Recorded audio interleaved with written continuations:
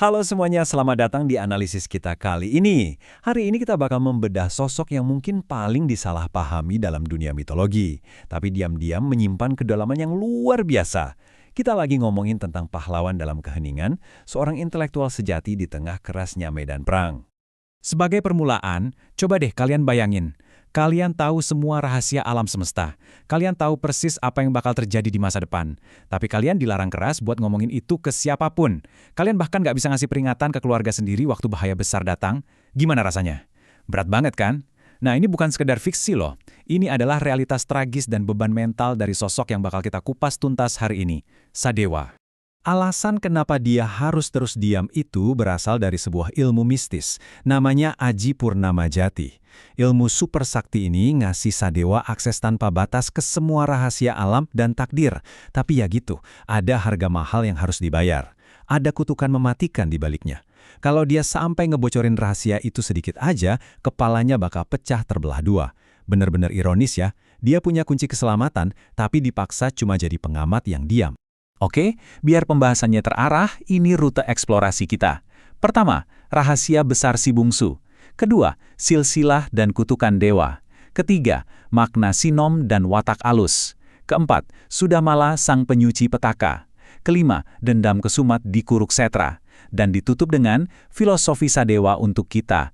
Yuk, langsung kita mulai. Bagian 1. Rahasia besar si bungsu. Kalau dengar nama Sadewa, biasanya orang langsung mikir dia itu cuma sepaket sama kembarannya, Nakula. Padahal kontrasnya kentara banget loh. Coba lihat di sini. Di satu sisi, Nakula itu terkenal banget sama pesona ketampanan fisiknya. Nah, di sisi lain, Sadewa justru merepresentasikan kecerdasan dan pemahaman astronomi yang sangat dalam.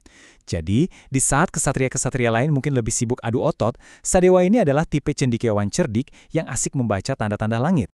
Bagian 2, silsilah dan kutukan dewa. Terus dari mana sih sebenarnya kecerdasan luar biasa ini berasal?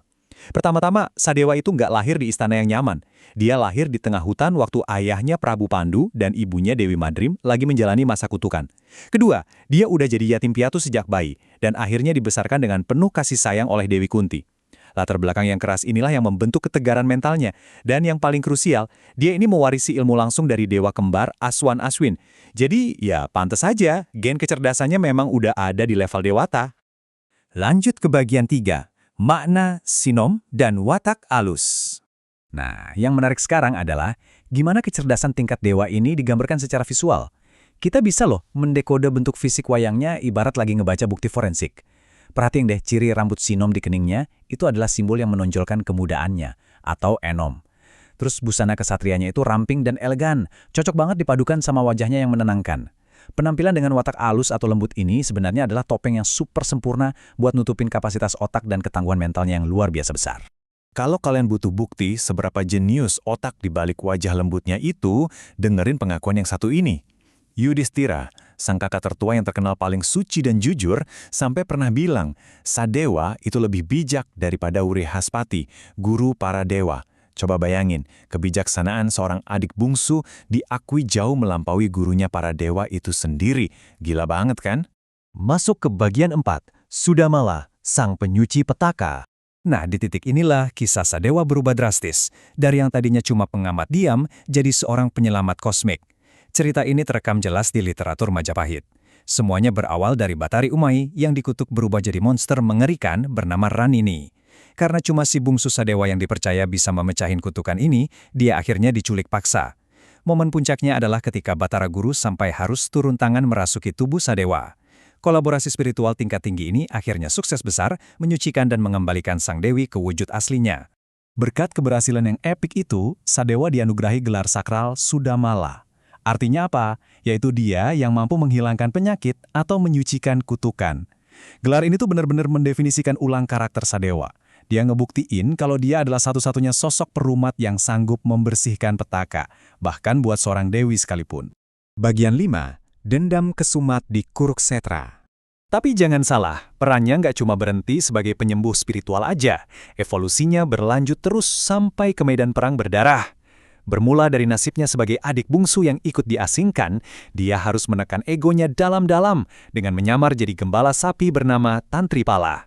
Semua penderitaan ini akhirnya memicu sumpah dendamnya saat dia sadar kalau dalang di balik semua kekacauan ini adalah Sengkuni. Dan, boom, tibalah kita di hari ke-18 pelan Kurukshetra yang jadi momen pembuktiannya. Waktu akhirnya berhadapan tatap muka sama Sengkuni, Sadewa dihajar habis-habisan pakai sihir banjir bandang raksasa.